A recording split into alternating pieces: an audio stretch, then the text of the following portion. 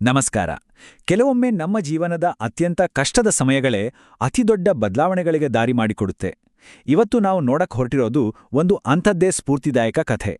ದೀರ್ಘಕಾಲದ ಅನಾರೋಗ್ಯದಿಂದ ಬಳಲ್ತಿದ್ದ ಒಬ್ಬ ವ್ಯಕ್ತಿ ತಮ್ಮ ನಂಬಿಕೆಯೊಂದನ್ನೇ ಇಟ್ಕೊಂಡು ಹೇಗೆ ಅದ್ಭುತವಾಗಿ ಗುಣಮುಖರಾದ್ರು ಅನ್ನೋದನ್ನ ಅವರೇ ಹಂಚಿಕೊಂಡ ಅನುಭವದ ಮೂಲಕ ತಿಳಿದುಕೊಳ್ಳೋಣ. ಕೇಳೋಕೆ ಎಷ್ಟು ಚಂದ ಅಲ್ವಾ ಈ ಮಾತು? ನನ್ನದು ನಿಜವಾಗಿಯೂ ಒಂದು ಅದ್ಭುತ ಜೀವನ ಅಂತ. ಇದನ್ನ ಕೇಳಿದ್ರೆ ಬಹುಶಃ ಇವರ ಲೈಫ್ನಲ್ಲಿ ಎಲ್ಲವೂ ಪರ್ಫೆಕ್ಟ್ ಆಗಿತ್ತೇನೋ, ಹೂವಿನ ಹಾದಿಯಾಗಿತ್ತೇನೋ ಅನ್ಸುತ್ತೆ. ಆದರೆ ಈ ಒಂದೇ ಒಂದು ವಾಕ್ಯದ ಹಿಂದೆ ಇದೆಯಲ್ಲ, ನೋವು, ನಿರಾಸೆ ಮತ್ತು ಹೋರಾಟದ ಒಂದು ದೊಡ್ಡ ಪಯಣವೇ ಅಡಗಿದೆ. ಹಾಗಿದ್ರೆ ಈ ಅದ್ಭುತ ಜೀವನದ ಹಿಂದಿನ ಆ ರಹಸ್ಯವಾದರೂ ಏನು? ಬನ್ನಿ ಶುರುವಿನಿಂದ ನೋಡೋಣ. ಮೊದಲನೇ ಭಾಗಕ್ಕೆ ಹೋಗೋಣ. 4 ವರ್ಷಗಳ ರೋಗ ನಿರ್ಣಯ, ಅನಾರೋಗ್ಯದ ಹೊರೆ. ನೋಡಿ, ಈ ಕಥೆಯ ಆರಂಭ ಅಷ್ಟೇನೋ ಸುಂದರವಾಗಿರಲಿಲ್ಲ. ಬದಲಿಗೆ ಅದು ಶುರುವಾಗಿದ್ದೇ ದೈಹಿಕವಾಗಿ ಮತ್ತೆ ಮಾನಸಿಕವಾಗಿ ಜರ್ಜರಿತಗೊಳಿಸಿದ 4 ವರ್ಷಗಳ ದೀರ್ಘ ಹೋರಾಟದೊಂದಿಗೆ. 4 ವರ್ಷ. ಇದು ಸುಮ್ಮನೆ ಒಂದು ನಂಬರ್ ಅಷ್ಟೇ ಅಲ್ವಲ್ಲ?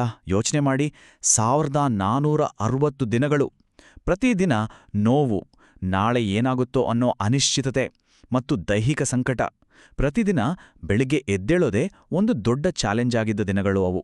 ಇಂತಹ ಒಂದು ಸುದೀರ್ಘ ಅನಾರೋಗ್ಯ ಯಾರ ಮನೋಸ್ಥೈರ್ಯವನ್ನಾದರೂ ಕುಗ್ಗಿಸ್ಬಿಡುತ್ತೆ ಅಲ್ವಾ? ಸೊ ಡಾಕ್ಟರ್ಸ್ ಹೇಳಿದ್ದು ಏನು ಅಂದ್ರೆ 2 ಮೇಜರ್ ಪ್ರಾಬ್ಲಮ್ಸ್. ಒಂದು ಆಟೋಇಮ್ಯೂನ್ ಕಾಯಿಲೆ, ಅಂದ್ರೆ ಸಿಂಪಲ್ ಆಗಿ ಹೇಳ್ಬೇಕಂದ್ರೆ ನಮ್ಮ ದೇಹದ ರಕ್ಷಕರೇ ನಮ್ಮ ಶತ್ರುಗಳಾಗೋದು. ನಮ್ಮದೇ ರೋಗ ನಿರೋಧಕ ಶಕ್ತಿ ನಮ್ಮ ದೇಹದ ಮೇಲೆ ಅಟ್ಯಾಕ್ ಮಾಡುತ್ತೆ. ಅದರ ಜೊತೆಗೆ ಅಸ್ಥಿಸಂಧಿವಾತ, ಅದು ಸೊಂಟ, ಮೊಣಕಾಲು, ಬೆನ್ನು ಅಂದ್ರೆ ಪ್ರತಿಯೊಂದು ಹೆಜ್ಜೆಯೂ ಪ್ರತಿಯೊಂದು ಚಲನೆಯೂ ನೋವಿನಿಂದ ಕೂಡಿತು. ಈ ದೈಹಿಕ ನೋವೊಂದೇ ಸಾಲ್ದು ಅನ್ನೋ ಹಾಗೆ ಇನ್ನೊಂದು ಸಮಸ್ಯೆ ಕಾಡ್ತಾ ಇತ್ತು. ಸುಮಾರು 22 ತಿಂಗಳಿಂದ, ಅಂದ್ರೆ ಆಲ್ಮೋಸ್ಟ್ 2 ವರ್ಷದಿಂದ ಒಂದು ಹಠಮಾರಿ ಚರ್ಮದ ಸಮಸ್ಯೆ ಬೇರೆ. ಇದು ಅವರ ಕಾನ್ಫಿಡೆನ್ಸ್ ಅನ್ನೇ ಕುಗ್ಗಿಸ್ತಾ ಇತ್ತು. ಒಂದರ ಮೇಲೊಂದು ಸವಾಲುಗಳು, ನಿಜಕ್ಕೂ ಹತಾಶೆ ಆಗಿರುತ್ತೆ. ಆದ್ರೆ ಕಥೆ ಇಲ್ಲೇ ಮುಗಿಯಲ್ಲ. ಇಷ್ಟೆಲ್ಲ ಕತ್ತಲೆ ಮಧ್ಯ ಎಲ್ಲವೂ ಮುಗೀತು ಅಂದ್ಕೊಂಡಾಗ್ಲೇ ಒಂದು ಸಣ್ಣ ಬೆಳಕು ಕಾಣಿಸುತ್ತೆ. ಒಂದು ಘಟನೆ ಅವರ ಜೀವನದ ದಿಕ್ಕನ್ನೇ ಬದಲಾಯಿಸ್ಬಿಡ್ತು. ಅದೇ ಈ ಕಥೆಯ ನಿಜವಾದ ಟರ್ನಿಂಗ್ ಪಾಯಿಂಟ್. ಭಾಗ 2, ತಿರುವು, ಭರವಸೆಯ ಕಿಡಿ. ಆ ದೊಡ್ಡ ಬದಲಾವಣೆಗೆ ಕಾರಣವಾಗಿದ್ದು ಯಾವುದೋ ಹೊಸ ಔಷಧಿಯಲ್ಲ ಅಥವಾ ದೊಡ್ಡ ಟ್ರೀಟ್ಮೆಂಟ್ ಕೂಡ ಅಲ್ಲ. ಬದಲಿಗೆ ಒಂದು ಸಿನಿಮಾ. ಹೌದು, ದ ಸೀಕ್ರೆಟ್ ಅನ್ನೋ ಆ ಮೂವಿ ಅವರ ಕಣ್ಣು ತೆರೆಸುತ್ತೆ. ಅದು ಅವ್ರಿಗಾಗಿದ್ದು ಬರೀ ಎಂಟರ್ಟೈನ್ಮೆಂಟ್ ಆಗಿರಲಿಲ್ಲ, ಬದಲಿಗೆ ಅದೊಂದು ಹೊಸ ಜೀವನಕ್ಕೆ ದಾರಿದೀಪ ಆಯಿತು. 6. ಈ ನಂಬರ್ ಕೇಳಿ. ಆ ಸಿನಿಮಾದ ಇಂಪ್ಯಾಕ್ಟ್ ಎಷ್ಟಿತ್ತು ಅಂದ್ರೆ 2 ವಾರದಲ್ಲಿ 6 ಸಲ ನೋಡಿಲ್ರು. ಪ್ರತಿಯೊಂದು ಸಲ ನೋಡಿದಾಗಲೂ ಅವ್ರಿಗೆ ಏನೋ ಒಂದು ಹೊಸ ಭರೋಸೆ, ಒಂದು ಹೊಸ ದಾರಿ ಸಿಕ್ಕಿದ್ದಾಗೆ ಫೀಲ್ ಆಗ್ತಿತ್ತು. ಸರಿ, ಸಿನಿಮಾ ನೋಡಿದ್ರು, ಇನ್ಸ್ಪೈರ್ ಆದ್ರು, ಆದ್ರೆ ಅಲ್ಲಿಗೆ ನಿಲ್ಲಿಲ್ಲ. ಆ ಸ್ಫೂರ್ತಿಯನ್ನ ನಿಜ ಜೀವನದಲ್ಲಿ ಅಳವಡಿಸ್ಕೋಬೇಕು ಅಂತ ಡಿಸೈಡ್ ಮಾಡಿದ್ರು. ಶುರು ಮಾಡಿದ್ದೇ ಒಂದು ಸಿಂಪಲ್ ಆದ್ರೆ ತುಂಬಾನೇ ಪವರ್ಫುಲ್ ಆದ ಡೈಲಿ ಪ್ರಾಕ್ಟೀಸ್. ಅದೇ ನಮ್ಮ 3ನೇ ಭಾಗ, ಒಂದು ಸರಳ ದೈನಂದಿನ ಅಭ್ಯಾಸ ಕಾರ್ಯರೂಪಕ್ಕೆ ಇಳಿಯುವುದು. ಅವರ ಹೊಸ ರುಟೀನ್ನಲ್ಲಿದ್ದಿದ್ದು 2 ಸಿಂಪಲ್ ಸ್ಟೆಪ್ಸ್. ಮೊದಲನೇದು ಅಫರ್ಮೇಷನ್ಸ್, ಅಂದ್ರೆ ತಮಗೆ ತಾವೇ ಪಾಸಿಟಿವ್ ಮಾತುಗಳನ್ನ ಪದೇ ಪದೇ ಹೇಳ್ಕೊಳ್ಳೋದು.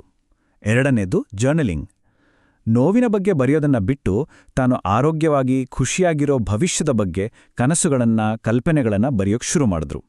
ಇದು ನೆಗೆಟಿವ್ ಥಾಟ್ ಪ್ಯಾಟರ್ನ್ ಬ್ರೇಕ್ ಮಾಡೋ ಒಂದು ಪ್ರಯತ್ನವಾಗಿತ್ತು. ಅವರ ಬಾಯಲ್ಲಿ ಯಾವಾಗ್ಲೂ 2 ಮಾತುಗಳಿರ್ತಿತ್ತು. ನನ್ನ ಗುಣಮುಖಕ್ಕೆ ಧನ್ಯವಾದಗಳು. ನೋಡಿ, ಗುಣ ಆಗೋಕ್ಕೂ ಮುಂಚೆಯೇ ಅದಕ್ಕೆ ಥ್ಯಾಂಕ್ಸ್ ಹೇಳ್ತಾ ಇದ್ರು.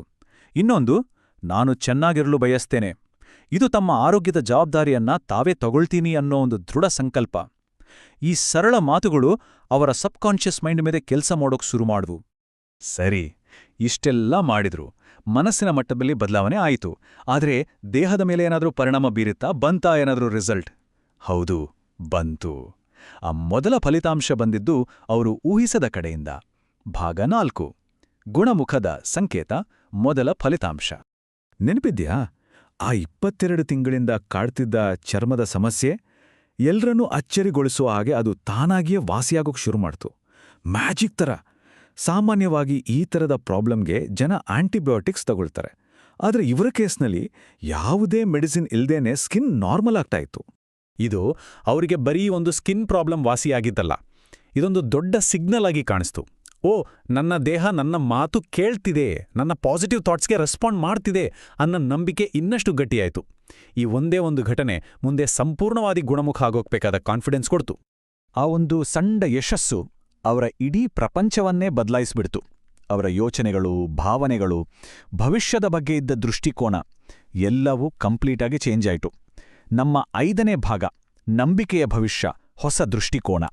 ಎಲ್ಲಿ ವರ್ಷಗಟ್ಲೆ ಬರೀ ನೋವಿನ ಬಗ್ಗೆನೇ ಯೋಚಿಸ್ತಿದ್ರೋ, ಈಗ ಅದೇ ಮನಸ್ಸು ಭವಿಷ್ಯದ ಬಗ್ಗೆ ಕನಸು ಕಾಣೋಕೆ ಶುರು ಮಾಡ್ತು.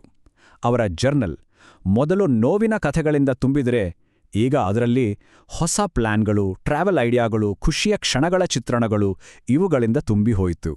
ಒಂದು ಕಾಲದಲ್ಲಿ ದಿನ ಕಳೆಯೋದೇ ಒಂದು ದೊಡ್ಡ ಸವಾಲಾಗಿತ್ತು. ಆದರೆ ಈಗ ಅವರ ಬಾಯಿಂದ ನನಗೆ ಭವಿಷ್ಯದ ಬಗ್ಗೆ ಹೆಚ್ಚು ಹೆಚ್ಚು ಉತ್ಸಾಹ ಬರ್ತಿದೆ ಅನ್ನೋ ಮಾತುಗಳು ಬರೋಕೆ ಶುರುವಾಗಿತ್ತು. ಇದು ಕೇವಲ ದೈಹಿಕ ಗೆಲುವಲ್ಲ, ಅದಕ್ಕಿಂತಲೂ ದೊಡ್ಡದಾದ ಮಾನಸಿಕ ವಿಜಯ. ನೋಡಿ, ಈ ಕಥೆ ಬರೀ ಒಬ್ಬರ ಅನುಭವ ಅಷ್ಟೇ ಅಲ್ಲ, ಇದು ನಮ್ಮೆಲ್ಲರ ಮುಂದೆಯೂ ಒಂದು ದೊಡ್ಡ ಪ್ರಶ್ನೆಯನ್ನು ಇಡುತ್ತೆ.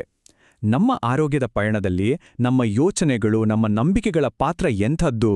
ನಿಜವಾಗ್ಲೂ ನಮ್ಮ ಮನಸ್ಸಿನ ಶಕ್ತಿಯಿಂದ ನಮ್ಮ ಬದುಕನ್ನ ಬದಲಾಯಿಸೋಕೆ ಸಾಧ್ಯನಾ? ಇದೊಂದು ಆಳವಾಗಿ ಯೋಚನೆ ಮಾಡಬೇಕಾದ ವಿಷಯ ಅಲ್ವಾ?